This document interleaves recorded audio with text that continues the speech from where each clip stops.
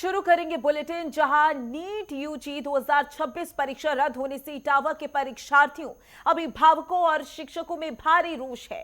Paper leak के आरोपों के बाद दोबारा परीक्षा के फैसले ने 25 लाख छात्रों के भविष्य पर सवालिया निशान लगा दिया है। साइंस एक्सपर्ट आनंद मित्तल ने इसे छात्रों के मनोबल को तोड़ने वाला बताया।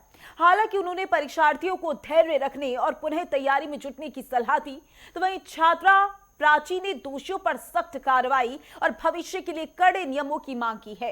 इटावा के अभिभावकों ने सरकार से अपील की है कि नकल माफियाओं पर ऐसी कार्रवाई हो कि दोबारा किसी की मेहनत पर पानी ना फिरे। देखिए, मैं बता दूं कि नीट की एक परीक्षा नहीं है, बल्कि बच्चों के कह सकते हैं कि उनके सपनों का, उनकी मेहनत का, और सबसे बड़ी बात उनके जो पेरेंट्स हैं उनके लिए एक बड़ा एक सपना होता है कि हमारा बच्चा आगे जाके डॉक्टर बनेगा। और बच्चे एक दिन नहीं, कई सालों से मेहनत करते हैं, लगातार मेहनत करते हुए आते हैं। सोशल मीडिया छोड़ देते हैं, त्योहार में कहीं जाना छोड़ देते हैं, शादी में जाना छोड़ देते हैं। तो मतलब एक बच्चों को एक ऐसा डिसिप्लिन रूटीन होता है, तब जाके ये परीक्षा को वो क्रैक कर पाते हैं। और जब ये मामले सामने आते हैं कि पेपर लीक हो गया है, तो बड़ा दुख लगता है, क्योंकि बच्चों का मानसिक तनाव तो बच्चों को होता ही है, साथ में जो अभिभावक है उनको भी तनाव होता है।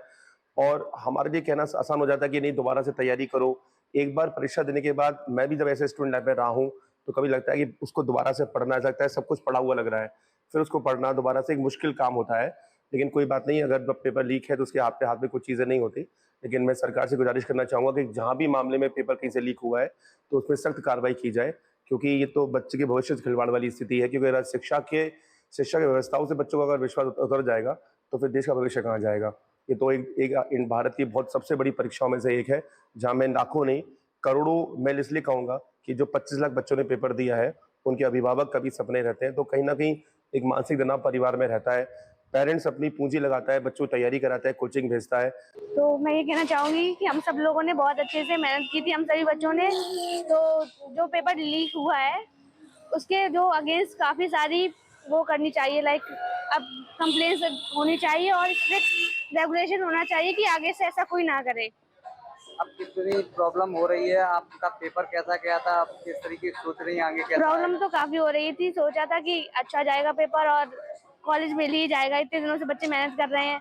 और मैं ही नहीं, मेरे क्लासमेट काफ़ी 18-18 घंटे बच्चे पढ़ते हैं और नहीं हो रहा है, तो सबको ही बुरा लगता है। तो इससे नीट की तैयारी कितने कितने घंटे पढ़ाई करती थी और अब मैंने तो 3 साल से पढ़ रही हूँ और 3 साल से बस पढ़ ही रही हूँ। लगातार हाँ, आज कैसा लग रहा है?